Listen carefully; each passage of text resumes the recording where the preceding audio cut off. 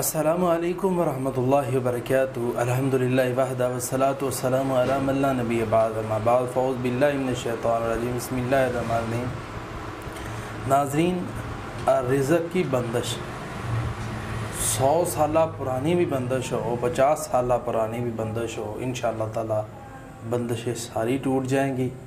کس چیز کے کرنے کے ساتھ آج میں آپ کے سامنے انشاءاللہ تعالی اس چیز کو ڈسکس کروں گا۔ وہ چیز کیا ہے جس کی وجہ سے اللہ تبارک و تعالی سخت سے سخت بندش کو بھی انشاءاللہ تعالی توڑ دیتا ہے۔